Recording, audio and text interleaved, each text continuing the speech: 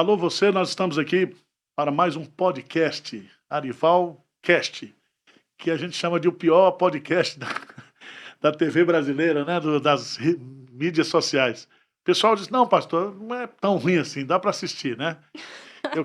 Vocês sabem, eu sou Arival Dias Casimiro, eu sou pastor aqui da Igreja Presbiteriana de Pinheiros, e temos aqui conosco também a Fernanda Lopes. Olá, E pessoal. hoje temos aqui o privilégio de receber essa guineense, Jacira Pontina Monteiro.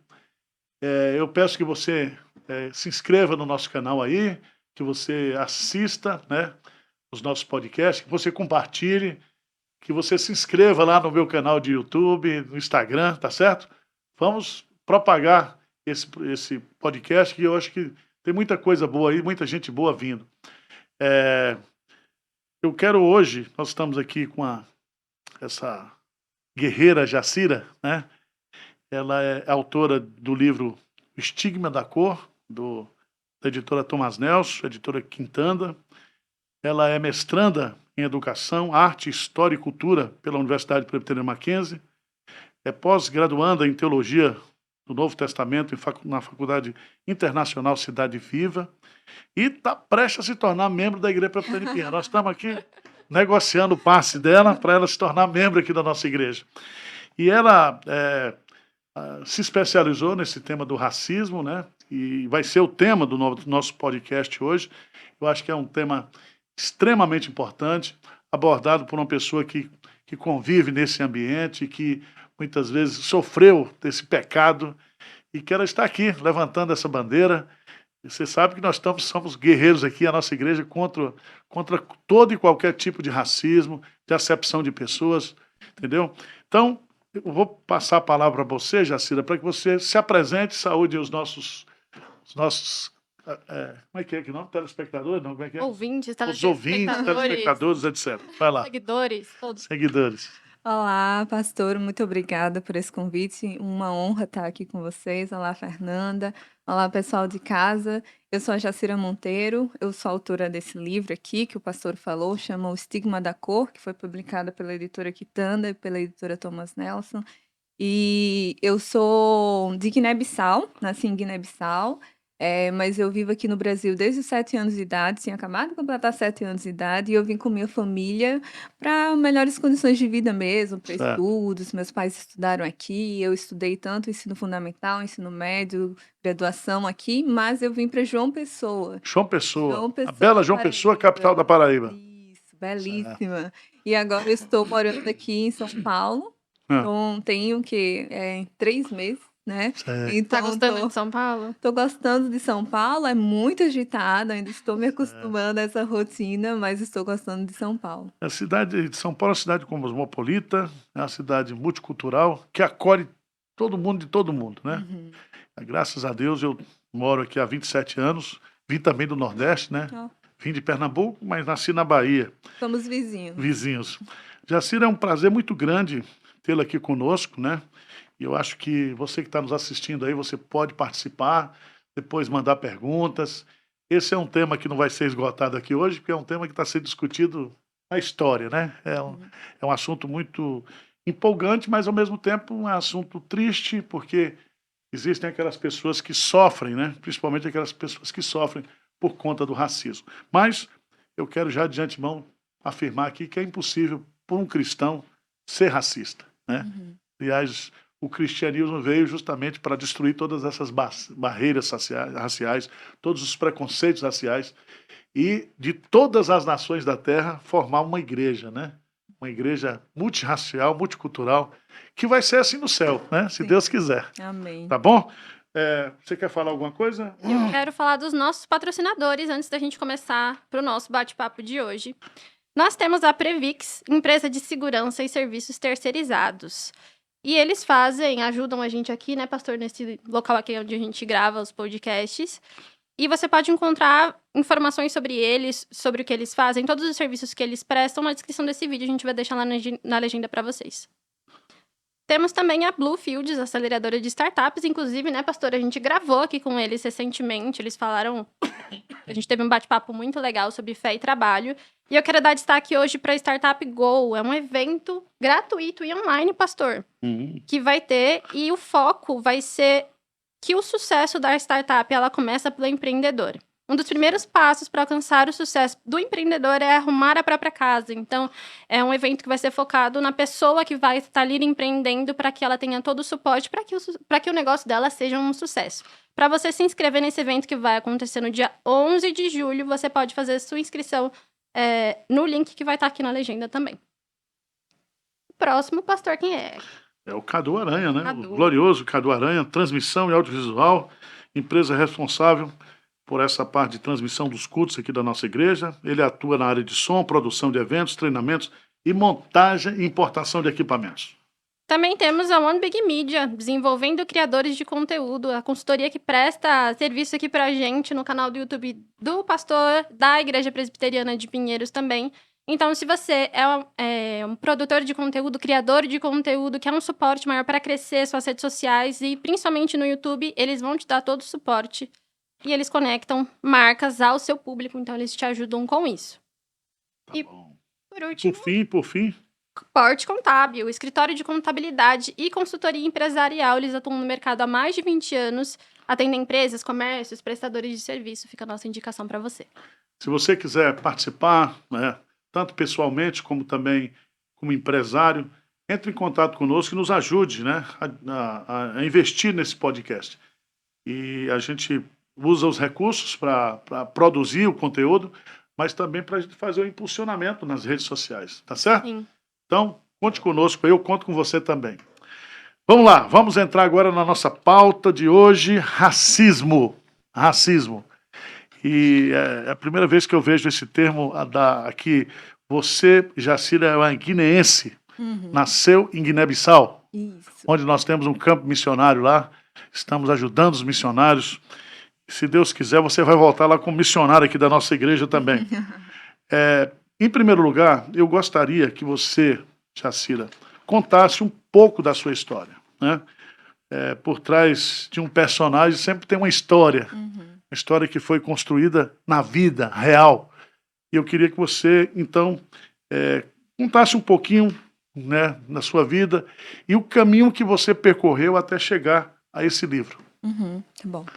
Então, eu vim de uma realidade onde todo mundo era igual a mim, né? Guiné-Bissau, todas as pessoas parecidas comigo. Cada etnia, né, tem a sua forma de ser, sua própria cultura, sua própria expressão cultural. Mas as pessoas são de maioria negras, né, mesmo. Certo. E aí, quando eu vim para o Brasil, a gente veio para João Pessoa, nas localidades onde a gente circulava, eu não via pessoas parecidas comigo. E aí eu conto até no livro essa história, né? Que eu comecei a me autoestigmatizar ao ver algumas atitudes depreciativas e que eu sabia que tinha a ver também com relação a questões raciais. Em casa, meus pais ensinavam sobre isso, explicavam sobre isso, enfim. E aí, ao ver algumas atitudes, alguns olhares, enfim, que eu enfrentava, eu comecei a me autodepreciar, ao me ver como o racista me via, né, e não como Deus me vê. E a partir disso, né, crescendo um pouco mais ao longo dos tempos, quando eu fui tendo um pouco mais de maturidade, eu fui estudando um pouco mais sobre essa questão, mas para mim mesmo, não para outros, né? Sobre a história do Brasil, né? Sobre a questão da escravização, que eu não tinha noção sobre essas coisas, né? Eu estava vendo uma outra realidade.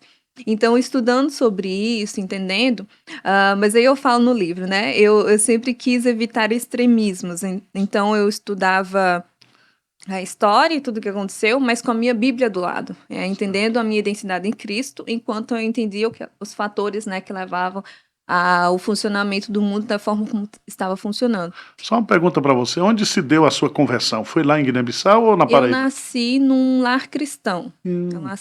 Cristão.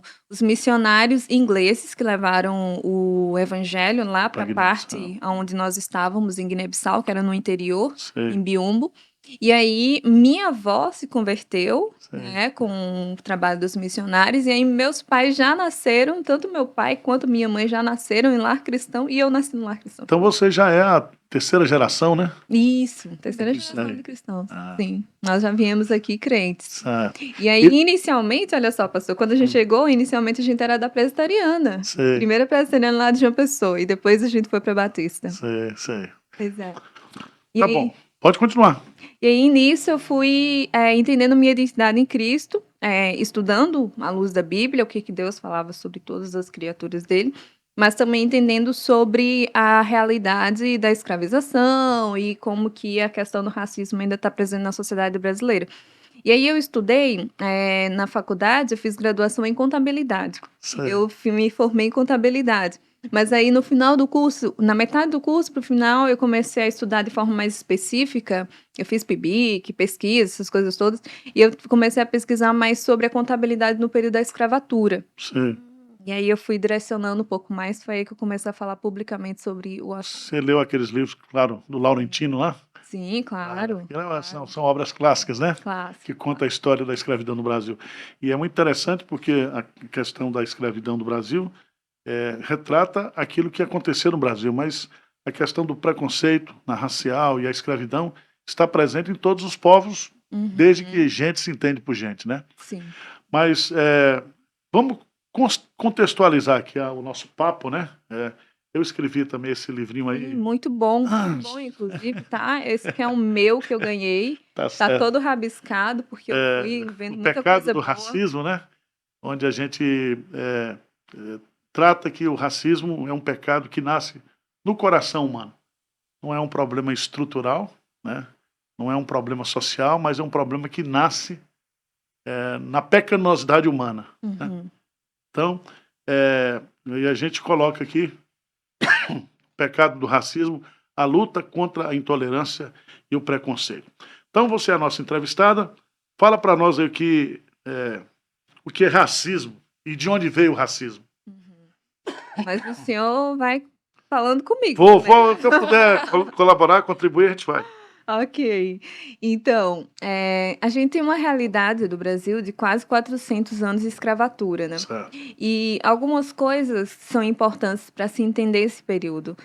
A escravidão ela foi justificada de diversas formas, a partir da moralidade, de forma moral, dizendo que a cultura europeia, a cultura branca era superior à cultura africana, a partir da pseudociência, né, que hoje nós sabemos que é a pseudociência, que é o estudo do darwinismo social, né, que dizia-se que a formação, especialmente do crânio, né, da pessoa negra, não estava perfeito aí na evolução, né, na teoria da evolução, então A estaria hipótese mais da evolução, né? na hipótese da evolução, estaria mais atrasado, então não teria problema em escravizá-los, porque a abolição da pessoa que é negra não estava desenvolvida, então precisava ser guiada e poderia ser escravizada de toda forma. E também, né, como o senhor próprio fala no livro, também houve justificativas religiosas, né? Houve justificativas teológicas para a escravatura, como, por exemplo, o mito de Cã, né? O mito de Caim, dizendo que o sinal físico, né, que Deus deu de forma mais clara, da maldição que ele deu, seria a pele negra, né, e que a África seria amaldiçoada por Deus, isso a partir de Gênesis 9, né, do relato de Noé lá e os seus filhos. Isso aí, inclusive, foi usado muito pelos americanos, né? Os americanos do norte, Sim. que tinham uma base protestante e que eles procuravam, né? Procuravam uma base teológica, bíblica, para justificar Isso. a separação entre brancos e negros. Então, ou era a questão dos cantitas e era também a questão daquele sinal que Deus colocou em Caim, né? Mas isso não tem, do ponto de vista exegético, do ponto de vista da interpretação bíblica, você conhece um pouco disso, não tem fundamentação bíblica nenhuma. Então era simplesmente para justificar um discurso, né? Isso. E a Billy Graham já dizia que um dos momentos mais tristes do protestantismo americano era o culto das 11 horas aos domingos, porque os brancos sentavam separados dos negros, né? Então esse era a tristeza que eles tinham, né? Você sabe, conhece a história americana, tanto o presidente Lincoln como o Martin Luther King, eu tive o privilégio de conhecer, ler o trabalho dele, foi impressionante, né? A luta que eles tiveram para combater essa questão do racismo americano e que até hoje ainda se perpetua, né? Pois é. Então, durante todo esse período foi justificado de diversas formas. E a gente tem no Brasil 135 anos de abolição. A gente completou É, agora nesse ano. Então, a gente tem bem mais tempo de escravização do que tempo de abolição, né? certo. E depois da abolição, não teve nenhum plano estratégico de integração daquelas pessoas, né, na sociedade brasileira, porque durante o período da escravização, só as pessoas ricas, né, que podiam estudar, as pessoas que estavam sendo escravizadas não era dada educação, não tinha condições boas com relação à saúde e tudo mais. Por exemplo, tem dados com relação às mulheres negras de que elas não conseguiam nem engravidar, não tinha a taxa de fertilidade era muito baixa por causa das condições impostas, né, de Sei. apanhar e tudo mais. Então, a gente não vence uma ideologia construída, a ideologia escravagista, no caso, de um dia para o outro, né? Sei. Então, por a gente ter pouco tempo, né, de abolição, ainda tem muito essa visão de colocar a pessoa negra como de forma depreciativa, né? De olhar como inferior, de olhar como alguém que não tem capacidade volitiva totalmente formada, que pode alcançar certos lugares da sociedade. Então, se olha o negro em determinados lugares e acha que não é o lugar do negro, né? Como se fala, né? Então, isso é o racismo que foi desenvolvido durante todo esse período. Então, esse é o estigma da cor, né? Digamos, Sei. trazendo aqui para o título do Sei. meu livro. Mas vamos lá. Do ponto de vista cristão, né, o racismo ele vai contra os princípios da palavra de Deus. É uma ofensa à pessoa de Deus, né? Como é que você vê isso, né? Como é que você que de uma certa forma você convive com essa questão da sua cor na sociedade, mas ao mesmo tempo você convive na igreja, né? Como é que você porque eu creio que para quem sofre o racismo, e você colocou aqui a sua experiência de criança, você vai construindo uma autoestima muito negativa, né? Você vai cedendo aquilo que é um pecado de achar que você é inferior aos outros. E como é que você vê isso no ambiente de igreja, no ambiente cristão? Sim. Então, existem pessoas que precisam, tem vários pecados, né? E que podem ter também o pecado do racismo em si, né? Por isso que nós, enquanto igreja, precisamos falar sobre isso, trazer à luz a palavra de Deus. Segundo o que nós vemos nas Escrituras, Deus, ele cria todos os povos. Desde o Gênesis, a gente vê a construção de todas as pessoas. E ele cria as pessoas à sua imagem e semelhança. Isso todas as pessoas, né? Certo. E isso significa que todas as pessoas devem ser tratadas com dignidade e valor, independente de origem geográfica, de cor, de lugar onde esteja, posição social, etc. Então, a concepção bíblica do Imago Dei traz com que nós, enquanto seres humanos, sejamos tratados de forma digna, todo Certo, mundo, né? E não certo. sejamos depreciados. Tiago, ele vai lembrar que a acepção de pessoas é pecado, né? Então, Certo. por isso que o racismo é pecado. Tanto porque fere a Imago Dei, eu coloco no livro assim, é como se a pessoa que tem pensamentos racistas, né, se sentasse no trono da criação e julgasse a obra de Deus e dissesse que Deus, ele errou. Quando Deus, no final da sua criação, ele disse que ficou tudo bom. Então, é confrontar o próprio Deus. Por isso que é um pecado contra o próximo, mas é um pecado também contra Deus, né? Então, todo pecado, no final das contas, é um pecado contra o próximo e contra Deus. E eu achei interessante que o senhor coloca aí no seu livro que o pecado é contra Deus, é contra o próximo, mas também contra si mesmo, né? Porque você está se vendo, né, acima. Que é uma das razões, inclusive, que o Keller, ele coloca o racismo como uma idolatria também. Que você idolatra tanto a sua cultura, você idolatra tanto a sua raça, né? Raça no sentido sociológico, a gente sabe biológico não existe, mas no sentido sociológico, que você rebaixa as outras pessoas. Certo. Então, nesse sentido, eu acredito que nós, enquanto cristãos, a gente olha para o que a palavra de Deus está dizendo e não para o que a cultura está falando, não para o que as pessoas estão falando. A nossa identidade deve estar escondida em Jesus Cristo, no que ele fala sobre nós. É uma luta diária, né? É uma Certo. luta diária. É você olhar ao redor e ser depreciado muitas das vezes, mas resolver escolher, acreditar no que Cristo está falando e, no caso, também ser uma voz profética, né? Denunciando o Certo. mal e as injustiças. O que eu vejo, né, estudando esse assunto, observando, é que o racismo, né, e aí a gente está colocando aqui a figura do negro, né, nós temos o racismo contra o judeu, temos o racismo contra o nordestino, Uhum. então temos a questão das disputas das raças, né. Uma coisa que eu observo é que, num primeiro momento, esse discurso do racismo foi um discurso criado pelas elites, né? Principalmente aqui no Brasil, com a questão da compra, né, do escravo. E aí a gente fala de escravo aqui no Brasil, a gente sempre está tratando da questão do negro, diferentemente do Império Romano, né? Sim. Então nós estamos tratando aqui do negro, dos bantos, dos sudaneses que foram comprados na África e trazidos aqui obrigatoriamente para trabalhar nas fazendas, nos latifundiários, etc. Então sempre houve um discurso, né, um preconceito estabelecido, não somente da pessoa, mas da estrutura econômica e social, né, da estrutura da sociedade. Mas eu observo também que hoje existe, por causa talvez da ideologia marxista, né, que prevalece, uma provocação com as pessoas que são alvos do racismo, né, de criar um discurso também de minoria, né? Por exemplo, quando você estabelece, né, um princípio aí de cotas para a universidade, quando você cria essas associações, né, para defender o negro, para difundir a classe negra, quando você cria todo um aparato, né, ideológico por trás do racismo para promover o conflito, para gerar o conflito. Estou falando isso porque eu nasci na Bahia, eu sou branquelo, né, mas eu tenho pessoas na minha família que são morenos, que chegam até a ser pretos.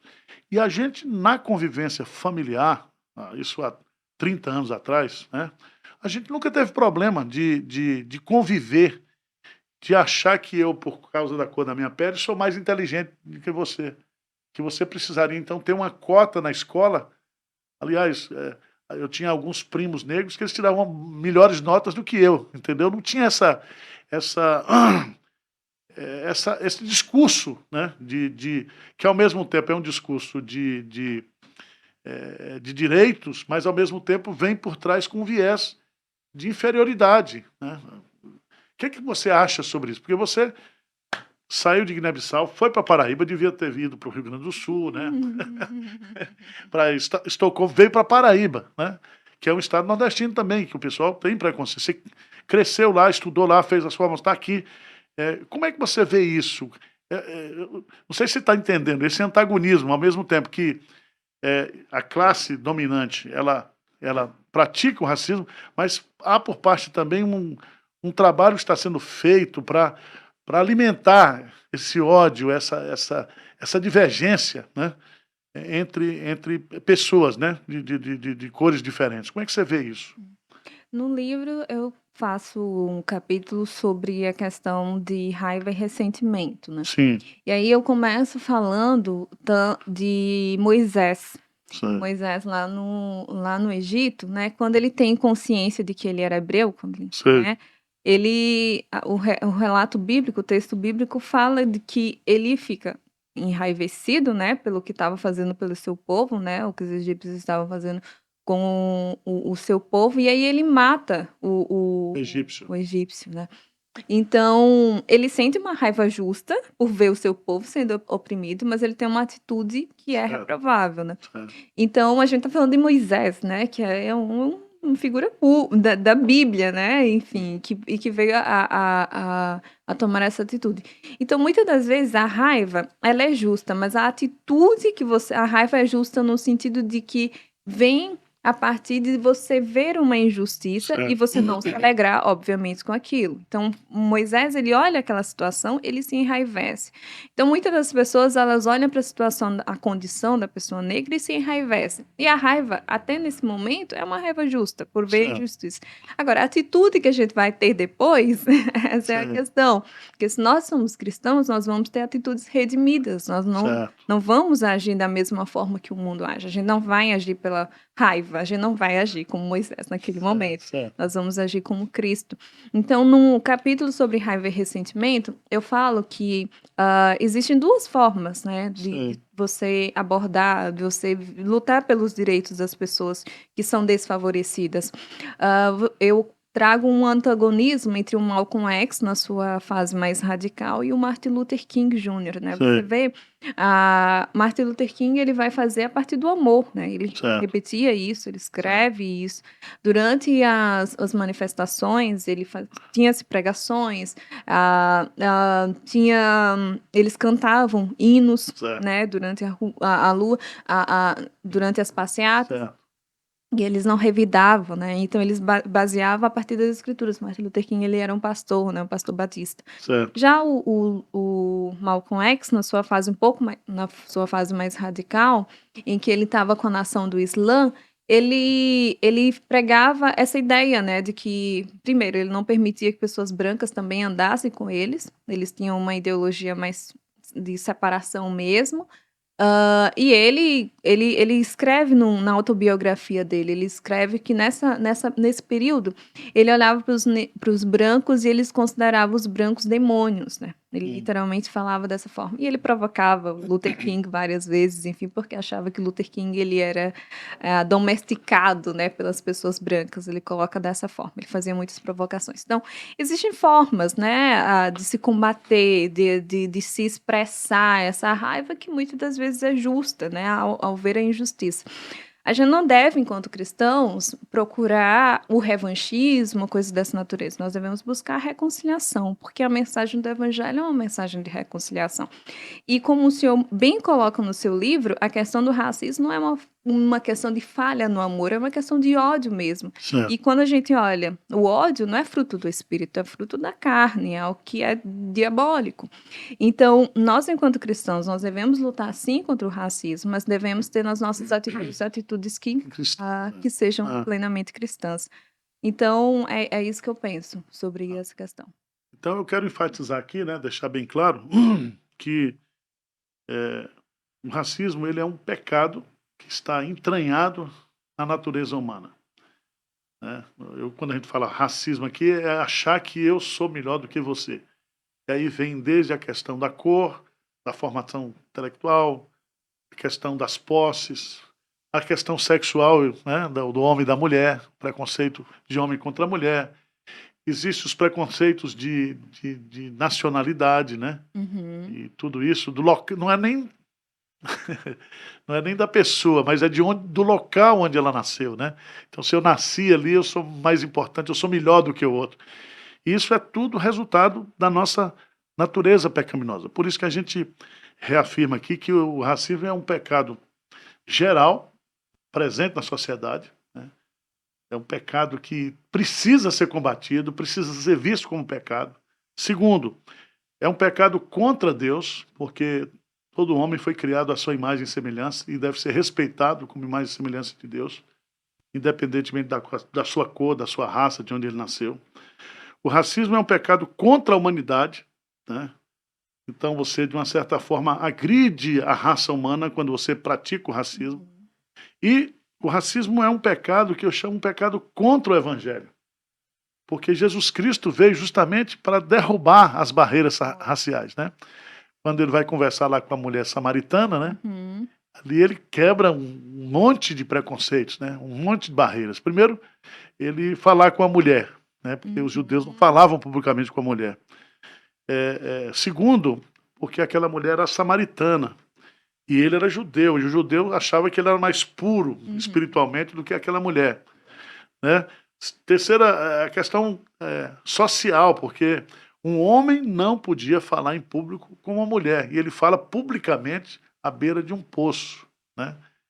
E para mim, a coisa mais interessante é aquela questão de que ele era santo e que ela era pecadora, né? E ele confronta a mulher naquele pecado, a mulher se transforma e se torna a primeira missionária Cristo. ex-prostituta, Olha só. tá certo?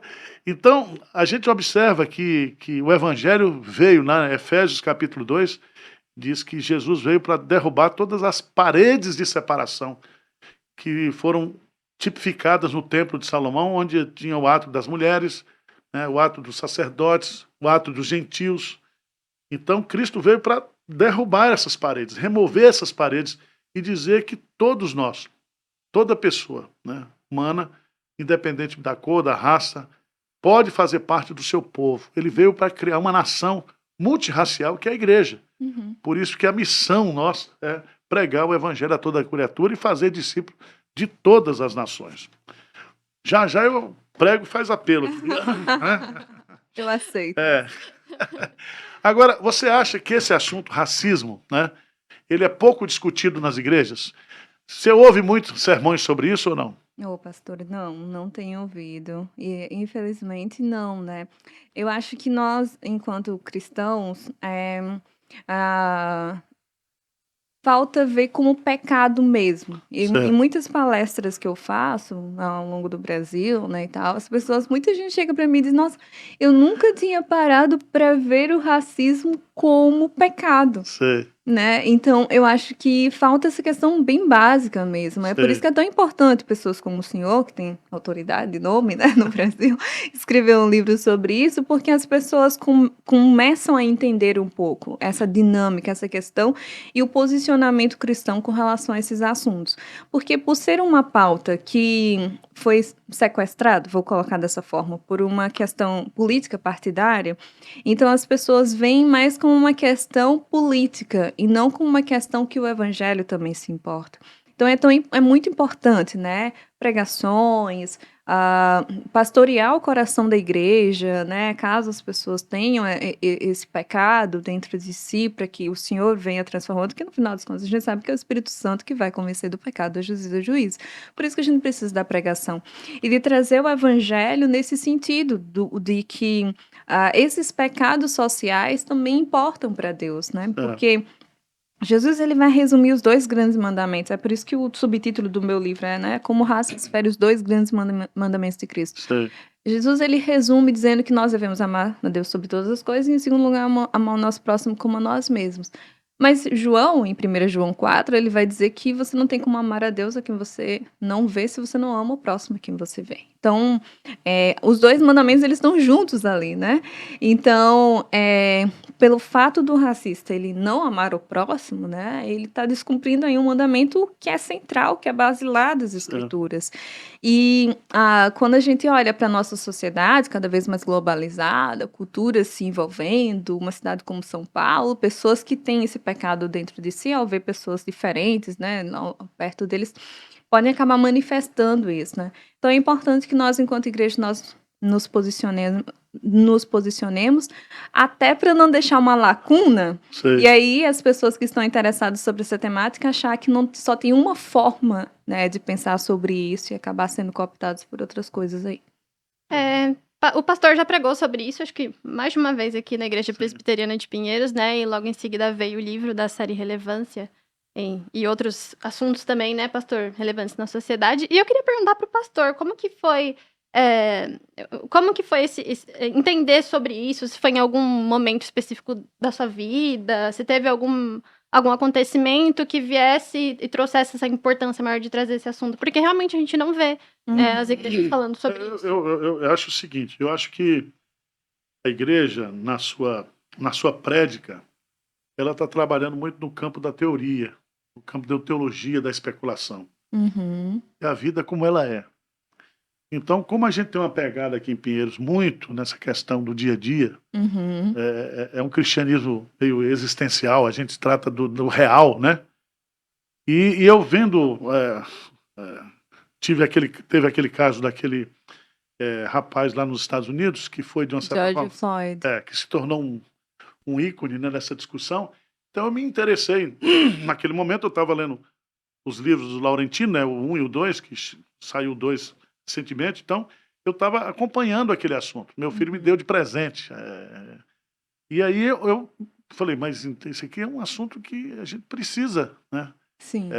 trabalhar, principalmente quando a gente olha para a América do Norte, que é o berço do protestantismo americano, né? Como é que a gente vê isso? E aí eu comecei a pesquisar também, né, que essa questão do combate ao racismo estava na mão de pequenos grupos, né, pequenas ONGs aqui no Brasil, e um discurso muito raivoso, né? Assim, é um discurso, de uma certa forma, de ao invés de buscar a pacificação, buscar o conflito, o direito, o processo contra você, né? Eu vou processar você por racismo, né? Quando a prédica cristã é justamente o contrário, né? Quer dizer, nós estamos aqui uma negra com um branquelo do lado de cá, nós estamos tratando aqui do pecado do racismo, você está pegando o estigma da cor, e nós tomamos Santa Ceia junto, oramos o Pai Nosso. O que nos une aqui não é o assunto racismo. Né? O que nos une aqui é o amor de Cristo, é Cristo que nos une. Né? Então, se eu falo contra isso, você está falando, não é simplesmente por causa da questão ideológica, do interesse, da militância. Né? É simplesmente porque é um pecado. Né? E é interessante que eu tenho observado, viu, fazendo a pesquisa, é que às vezes a gente pensava que as gerações mais antigas elas eram mais racistas. Mas quando eu fui pesquisar, né, principalmente nesses últimos anos aí, cresce nas gerações novas esse ódio, né? Esse ódio nazista, fascista, racista, né? E não é só contra o negro, é contra a pessoa que tem uma opção sexual diferente, né? É contra diversas raças, né? Como você olha para os judeus, e até hoje as pessoas ainda alimentam essa questão do ódio pelo judeu, né? E quando você... Eu tive o privilégio de viajar agora recentemente lá com a Aline para Israel, e aí você vai lá no Museu de Israel, né?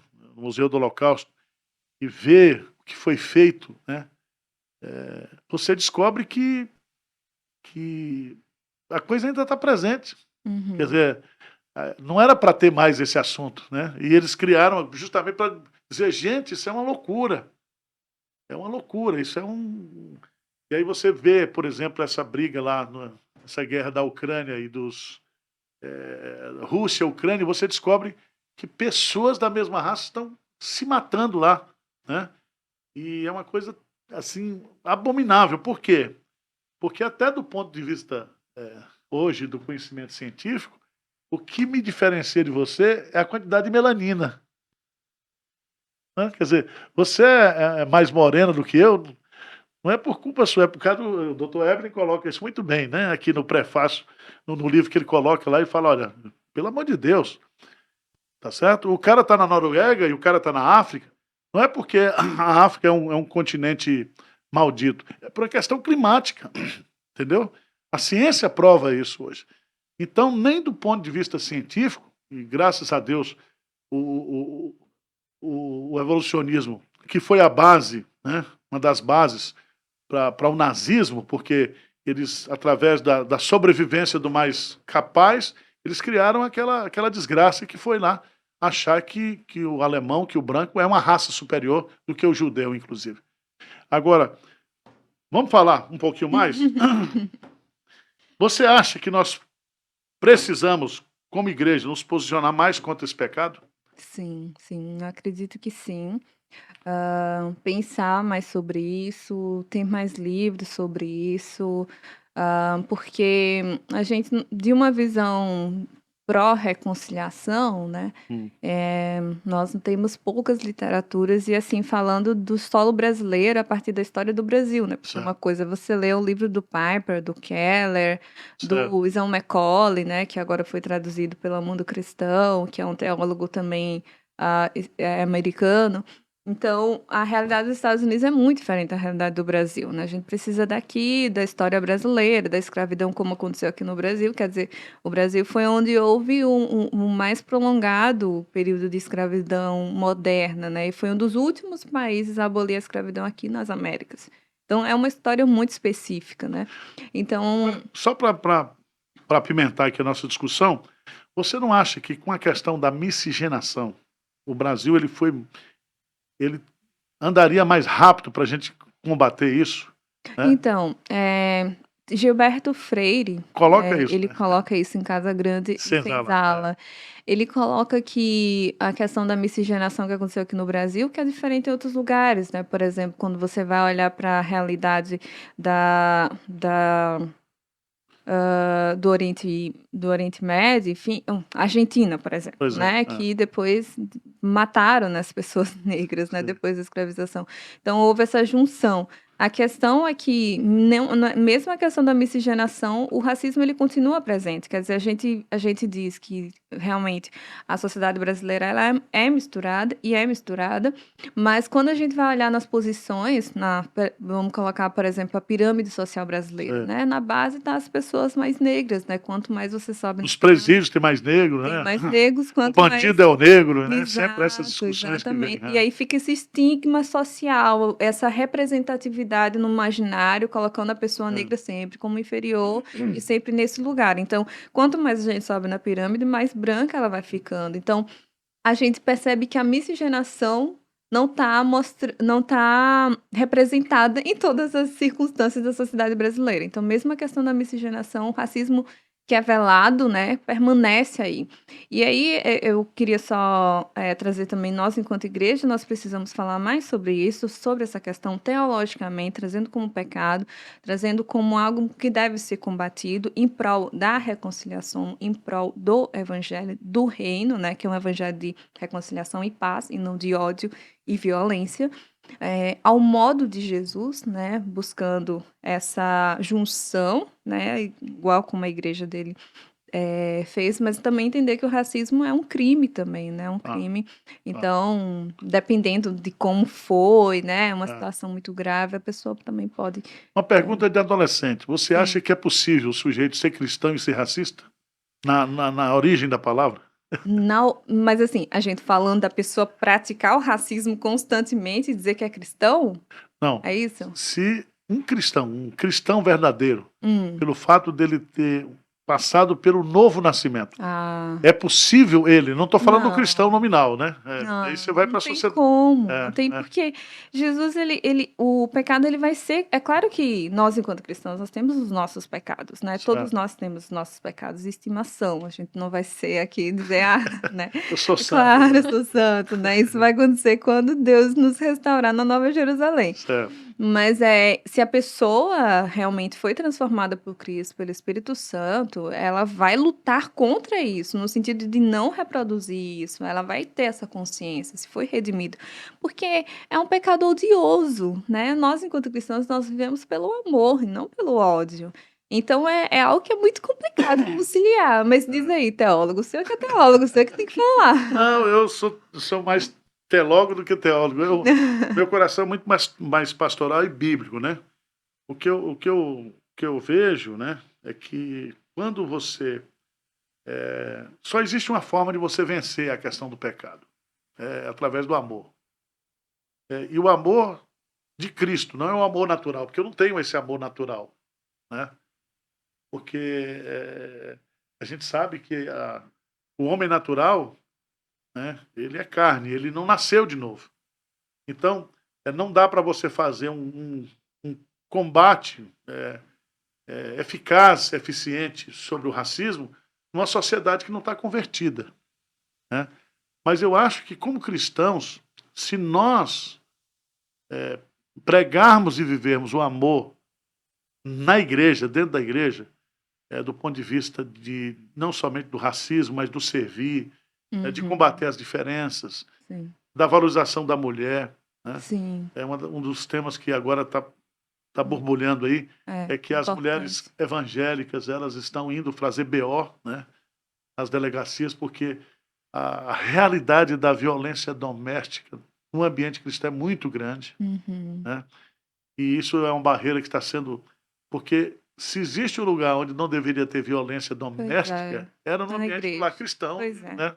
Então, mas a gente vai descobrindo que Deus, pela sua misericórdia, está Porque o pecado, quando ele flui também, é necessário para que ele seja combatido, para que ele seja tratado, curado, né? Agora, eu acho que nós, eu falo como pastor e como igreja, parece que nós selecionamos alguns pecados que a gente gosta de combater, né? Uhum. Agora mesmo, essa questão da homossexualidade, da ideologia, né, virou a doença da igreja, assim, de pregar, de falar, né? Quando a inversão de valores em outras áreas, né? Uhum. Não somente na questão do racismo. Por exemplo, a gente não trabalha tanto, por exemplo, contra o pecado da corrupção, né? Sim, que A, é fi- muito. a figura de Daniel. O que é a corrupção, não somente individual, né? Mas no sistema, tem trazido de sofrimento para a população, né? Uhum. E esse é um pecado que precisa ser mais, né, mais confrontado, né? Os pecados dos vícios nas drogas, né? Onde você tem drogas que já estão legalizadas e uma campanha tremenda para fazer a legalização das drogas que, na minha opinião, só vai trazer mais malefícios para quem vai usar e quem vai, de uma certa forma, ser usuário disso. Então, eu creio que o racismo ele deveria entrar numa pauta prioritária da igreja. Não somente na pauta individual, mas também na pauta da igreja como um todo, né? Como instituição, como igreja, como congregação, né? Assim como comunidade que está inserida num contexto de cidade, né? De cidade. Por exemplo, eu não sei, você está há pouco tempo aqui em São Paulo, você morou numa capital que é João Pessoa, uma capital também que tem uma grande preocupação assim com discutir essas matérias. Se você vê se há um número muito grande de pessoas cristãs preocupadas com esse assunto, que Não, esse tema está na agenda. não. Como é que você conseguiu, por exemplo, que a Thomas Nelson fosse que é uma das maiores empresas, né, de publicações no mundo, desse esse espaço para você, desse essa voz para você, porque hoje você é uma voz que clama no deserto, né? Uhum. É um tema, uma pessoa negra, cristã, que mora no Nordeste, ter esse espaço, né? Como é que você vê isso? Como é que você opinaria, né? Porque você está, de uma certa forma, liderando isso no ambiente cristão, né? Assim, você é uma pessoa que está surgindo com essa pauta, é jovem e tal. Como a igreja poderia colocar essa questão do racismo na nossa pauta diária? Uhum. Eu acho que é isso mesmo que você falou, né? De a gente ver que existem outros assuntos, além do que a gente já fala, que também são importantes. Então, eu acredito, eu até coloco isso também no livro, né? Que existem algumas causas que a gente fala mais, né? Que a gente se importa mais, existem outras que a gente vai deixando de lado, mas que também são importantes. E eu acho que aquilo que Jesus fala, da gente saber remir o tempo, né, a gente ter Certo. essa sabedoria do nosso tempo, é muito importante. Porque às vezes a gente está falando, respondendo perguntas que ninguém está fazendo. E às Certo. vezes as pessoas estão fazendo perguntas e a gente está calado. E aí essas pessoas vão procurar por respostas e aí não acham uma resposta bíblica, uma resposta cristã e acabam indo por todo o vento de doutrina. Então, na nossa época, principalmente por causa da questão da globalização, esses assuntos têm sido muito procurados, as pessoas têm procurado muito, tentado entender, as pessoas têm se conscientizado. E é o momento que a gente precisa falar, trazer uma perspectiva bíblica, trazer uma forma de evangelizar também as pessoas, né? Certo. Trazer o que Jesus está falando, o plano de Jesus pela reconciliação de toda a humanidade. Existe a questão das mulheres, né, que é um ponto também muito importante, e que são coisas que a gente está vendo nas estatísticas, né? E a gente está vendo o crescimento do racismo, a gente está vendo o crescimento da violência doméstica nos lares cristãos, a gente está vendo esses problemas acontecendo, e a gente precisa também se atentar a isso. Problemas de saúde mental é uma coisa muito importante, pastores, inclusive, com burnout, etc., essas coisas. Suicídio, né? Suicídio, né? Então, são problemas do nosso tempo e que estão aí, e que a gente precisa dar uma resposta, né? A resposta que as pessoas, das perguntas que as pessoas estão fazendo. Então, o livro, ele surge porque, na verdade, eu já falava sobre isso, né? Como eu disse, comecei falando publicamente, falei na minha igreja, escola bíblica, eu era professora de escola bíblica, falava lá. Você já participou de um congresso de jovens para tratar do racismo? Já, eu participei O tema do racismo? Sim, eu falei sobre o livro ano passado, no Congresso da Juventude Batista, Sei. que foi o Congresso Nacional. Foi bem Sei. legal, inclusive. Eu já participei de alguns eventos, tenho sido chamada para palestrar em alguns lugares para falar sobre essa temática. Mas assim, eu acho que eu sempre digo, né, que na igreja a gente está começando a falar sobre esse assunto, né? Algumas pessoas têm se despertado, né? A exemplo do seu livro. Você Mas eu conhece acho. o William Douglas? Sim, conheço, é um amigo ele. É. Ele é meu amigo. Ele é branquelo, né? E ele é desembargador, e ele bate muito. Ele, inclusive, foi o pai de uma associação lá no Rio de Janeiro. É o Edu Cafro? Sim, muito interessante. E ele é um dos pioneiros. Ele além de jurista, ele tem uma formação teológica cristã e ele tem se levantado com uma voz. Por isso que eu falo, esse tema, ao invés de ser tema de ideologia comunista, de partido político, tem que ser um tema da igreja. Porque a resposta a igreja tem. Uhum.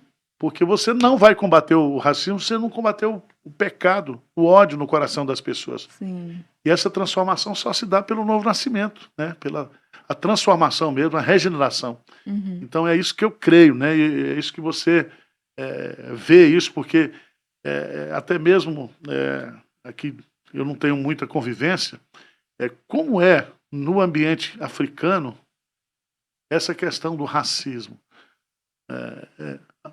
Entendo o que eu estou dizendo, você mora num país de negros, existe racismo num país como Guiné-Bissau?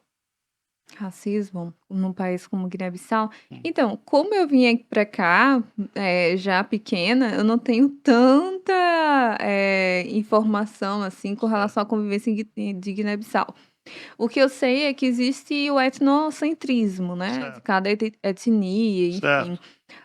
Então, existem etnias que são todos negros, mas Sei. existem etnias que são mais claras, existem etnias que são mais altas, outras que são mais baixas, enfim, e que existe essa provocação de uns com os outros, mas todo mundo sendo preto, mas tendo essa provocação e essa questão uns com os outros. O que eu Certo. sei, de modo geral, é isso. Esse etnocentrismo. A Certo. minha etnia é melhor que a sua. Isso é uma característica dos povos tribais, né? É como na Índia a questão das castas, né? Quer dizer, Sim. o racismo ele se expressa muito mais de uma forma diferente. É. Tá bom. O que você tem para perguntar mais aí, minha jovem? O papo tá muito bom, tô aprendendo muito com vocês dois. Eu não sei, eu tenho uma percepção de que a maioria das pessoas acham que não são racistas. E ao mesmo tempo que elas falam racismo, já aquele racismo óbvio, que ele é mais claro, mas ao mesmo tempo fazem piadinhas, usam algumas palavras num tom pejorativo. Então, assim, a pessoa fala que não é racista, mas ali você vê ela falando e tendo atitudes que falam ao contrário. E no fim do seu livro, você dá dicas práticas no combate do racismo, que eu acho que até faz algumas perguntas para que a gente realmente reflita, porque o pastor Erival também fala isso, né? Que o racismo é um pecado enraizado no nosso coração. Então, a gente já vive numa sociedade, a gente cresce nela com conceitos e a gente para refletir sobre isso. Talvez a gente tenha uma percepção que talvez eu seja racista, sabe? Sim, existem estudos sobre isso, na verdade, de que aqui no Brasil, mais especificamente, a maioria das pessoas, elas dizem que racismo... As pessoas dizem, né, que racismo existe no Brasil, mas que quando se pergunta, e você? Você tem alguma atitude racista? A pessoa vai dizer que não. E aí o Arival, inclusive, eu coloco isso no meu livro, mas o Arival também coloca aí no livro, o pastor Arival coloca aí no livro dele, que tem essa questão, que as pessoas só veem o racismo no outro. Então, onde é que está vindo esse racismo, né? Falta essa autoavaliação. Isso Então, aí é aquilo que todo pecado, toda a nossa natureza pecaminosa, a gente se torna hipócrita. uhum, a gente sempre acha que o outro é que a gente não é, né? É Isso muito aí. fácil ver É, a areia, né, no olho do outro e não ver o argueiro no nosso. Então, tem essa questão e que uma das atitudes práticas de combate ao racismo é primeiro entender o que é racismo.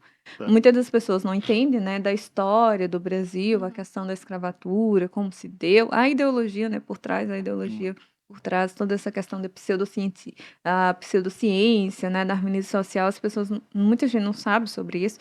E por isso não entendem por que que hoje em dia as pessoas olham para as pessoas negras com desdém, né? Então é importante entender a história e ler sobre isso. Mas a segunda atitude prática que eu dou no sentido individual, né, que eu separo, né, tanto individual, o que que a pessoa pode fazer, quanto de forma, o que que a igreja, né, pode fazer no combate ao racismo, eu digo que depois de entender o que é racismo, extirpar as próprias atitudes racistas que tenham em si, né? Porque às vezes está acontecendo uma situação de racismo ao nosso lado e a gente não sabe que aquilo é racismo porque a gente não sabe o que é racismo. Então, quando se sabe o que é isso, primeiramente extirpar o que tenha, seja as piadas depreciativas, seja atitudes mesmo, né, com relação a outras pessoas, seja em pensamento, enfim, porque todo pecado é pecado contra Deus, mesmo que... e aí, eu só queria abrir um parênteses aqui. Quando a gente coloca o racismo como pecado, a gente está elevando o nível da discussão, na verdade, porque racismo é crime também, né? E claro, pode ser denunciado juridicamente. Mas quando a gente coloca que é pecado, a gente está elevando a situação. Por quê? Porque mesmo que você não seja preso pelo fato de ter sido racista, você pecou ali. E é um pecado já contra Deus, né? É algo que você precisa se redimir, né, com relação a isso, né? Pedindo perdão, enfim, tudo aquilo. Então a gente está elevando o nível da discussão. Então é necessário que a pessoa entenda o que é racismo e extirpar primeiramente as atitudes, né? Lutar contra isso, essa coisa de ver outra pessoa como inferior, ou seja, a Certo. traços, né? Enfim, tudo mais. A gente pune o pecado visível, né? E, de uma certa forma, aquilo que a lei descobre, investiga, pune. Mas nós temos a punição de Deus, né? Eu acho que essa deveria ser uma preocupação maior. Uhum. Mas uma das coisas que me consola muito e me ajuda muito nessa questão do combate ao racismo, a tirar, às vezes, os espasmos racistas que brotam no meu coração, é que nós viemos nós temos a mesma origem, né? Então, eu não vim do macaco, você não veio do macaco. Você viu aquele caso lá do Vinícius Júnior, né? Lá na Uhum. Espanha, a turma dando banana para ele, quer dizer, é uma coisa horrível.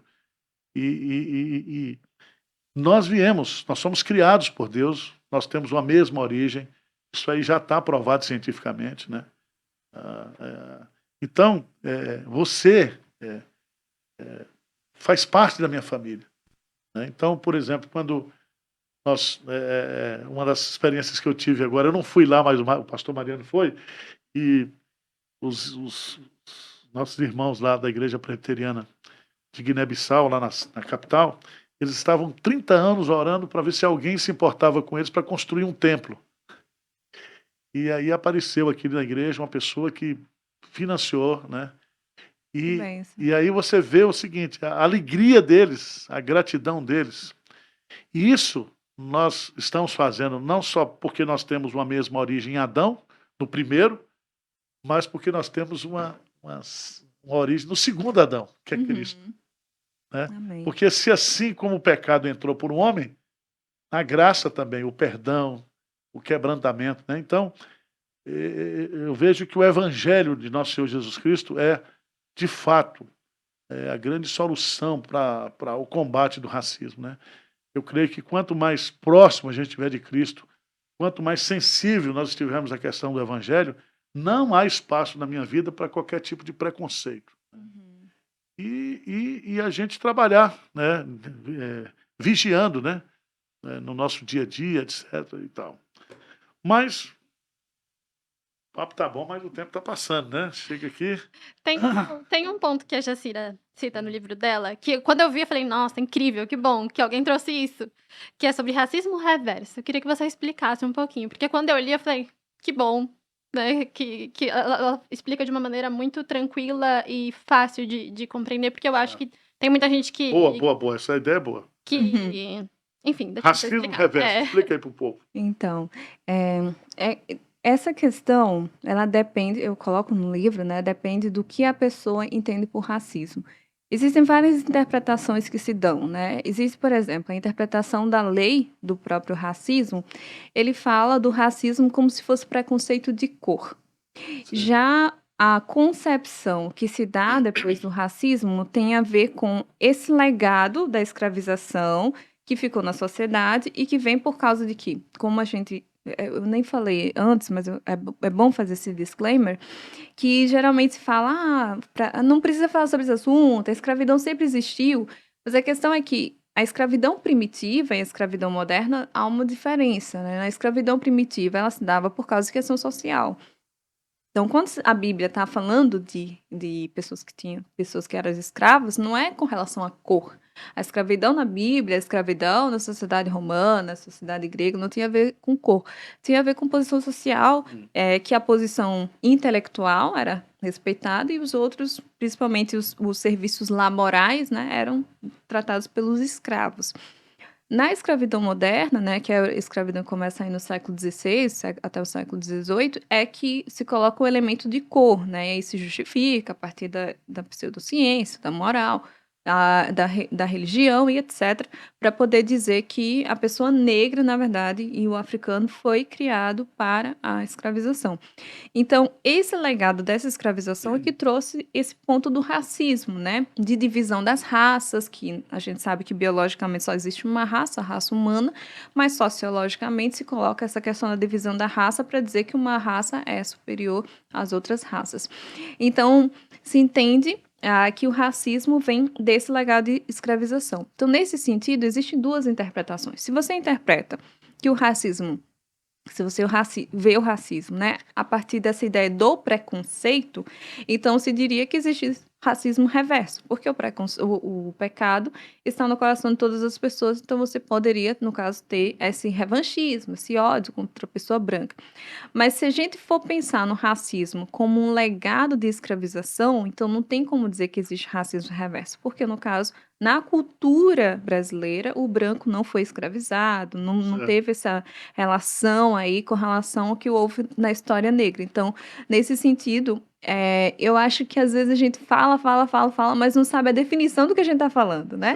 Então, quando a gente traz racismo como esse legado da escravização, não tem como a gente dizer que existe racismo reverso, né? Muito bem explicado. Muito bem, né, pastor? Muito bem.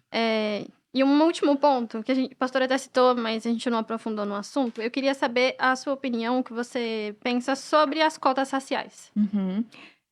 Esse é um ponto também que precisa de muita explicação para chegar numa resposta. Às vezes as pessoas dizem que são a favor, são contra, e nem pararam, por exemplo, para ler a lei das cotas, né? O que é muito essencial, né? Antes de se posicionar.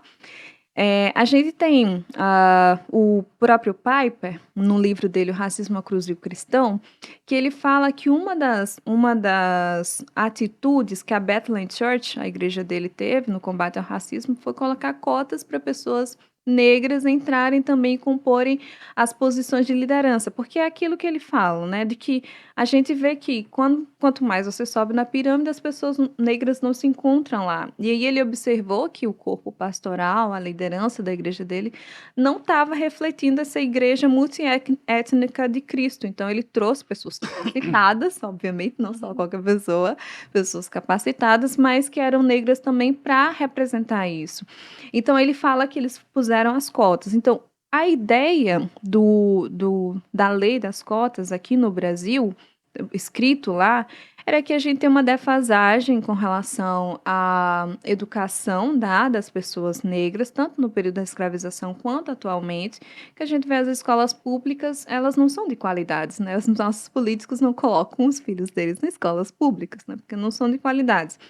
E aí, a ideia é que, pela escola pública não ser de qualidade, a maioria das pessoas negras estarem nesses lugares, dá possibilidades para as pessoas entrarem em universidades, enfim, e ocupar esses espaços, porque a gente sabe que é a partir da graduação, né, aqui no Brasil, que você consegue um emprego, etc, etc e tal.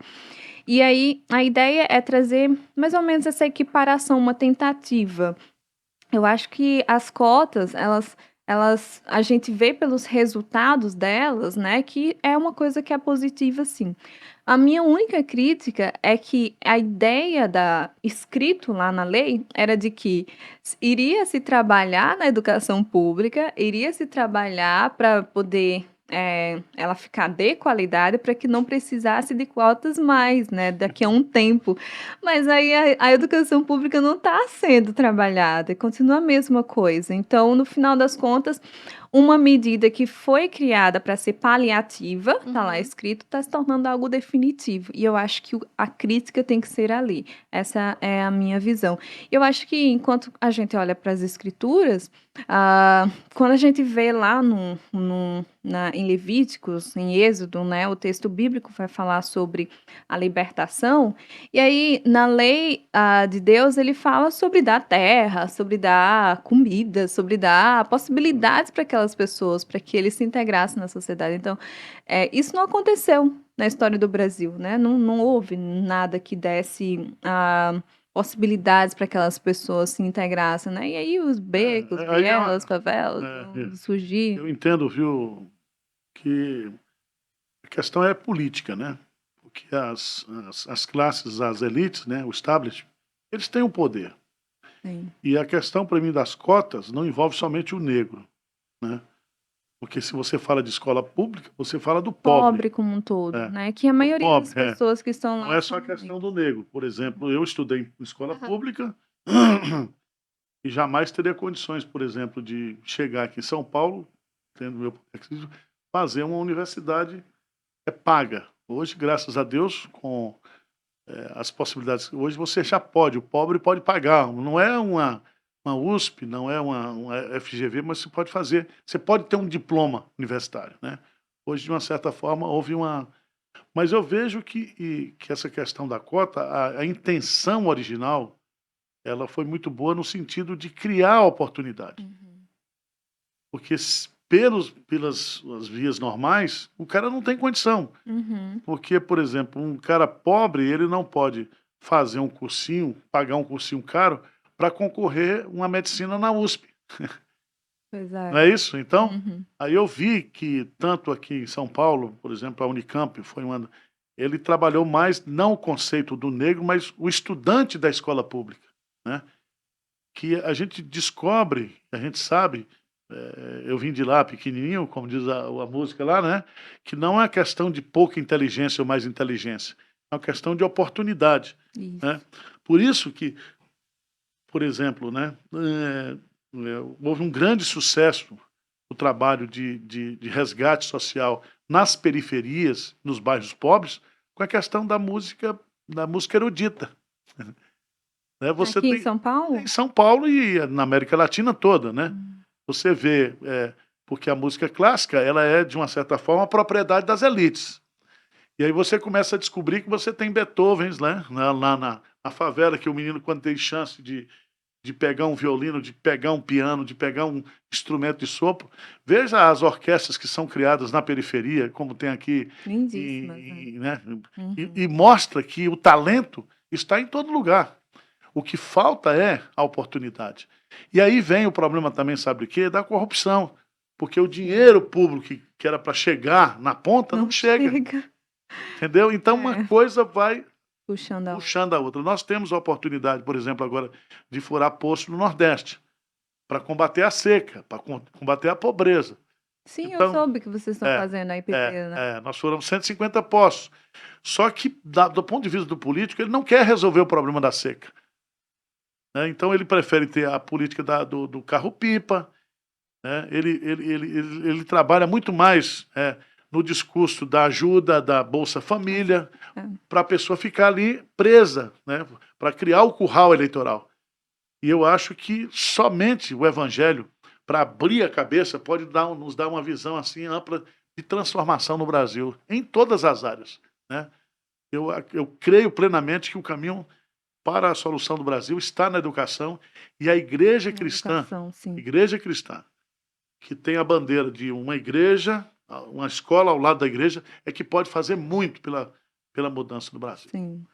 O papo tá gostoso, eu já me empolguei aqui, já passamos de 1 hora. Olha, Esse podcast aqui, você tá gostando do podcast aqui, ali o ébano e o marfim, o preto e o branco aqui, mas crente, viu? São tudo branquinho, como diz aquele cara que falou umas besteiras aí, o sangue de Jesus me lavou, alvo mais que a neve. Então nós estamos aqui purificados do sangue de Jesus, não existe amém. de coração nenhum tipo de preconceito aqui, porque em Cristo não existe a possibilidade de você criar nenhum tipo de preconceito, nenhum tipo de racismo, nenhum, né, aquele negócio de você achar que é melhor, que é superior ao outro. Considerações finais, minha querida. Eu queria que você falasse um pouquinho aí, vai falar sobre o livro dela, Jacira, guinense, é isso? Guineense. Guineense, está aqui com a gente, misturada com paraibana e agora paulistana. Vai ser uma mistura. Uma salada, né? Só cultural. falta virar presbiteriana. Fala aí, querida, despede aí do pessoal. Muito obrigada, pastor. Muito obrigada, Fer, pelo esse convite, por estar aqui com vocês. Foi muito bom. Gente, então o livro tá na Amazon, vocês conseguem encontrar pela Amazon, O Estigma da Cor. Também comprem, é um livro do pastor que é muito bom também. É pequenininho, tá? Pequenininho, mas é bom. Nem fica de pé. Ó. Ó, ficou. Ficou de pé, ó. E nas minhas redes sociais também, @JaciraPVM, eu tenho feito alguns textos também, reflexões Maravilhoso. sobre essa questão. E é isso, nós somos um único povo, né, em Cristo Jesus, que a gente esteja aí falando sobre essas questões, são essenciais para o nosso tempo e à luz da Bíblia, né, que a gente permaneça firmes no Evangelho, mas também trazendo luz aí a temas que são espinhosos, mas muito importantes. Beleza, eu quero desafiar você que é pastor, né? Convocar você aí para abraçar essa bandeira também. Boa. Convide a Jacira para participar de palestras na sua igreja, convide Boa. ela para dar uma aula na escola dominical falando sobre esse assunto, né? Vamos divulgar o livro dela e vamos juntos combater o pecado do racismo, tá bom? Amém. Obrigado você, obrigado ao Cadu, obrigado a todos que estão trabalhando para produzir esse Arivalcast. Até a próxima, se Deus quiser. Deus abençoe você. Amém.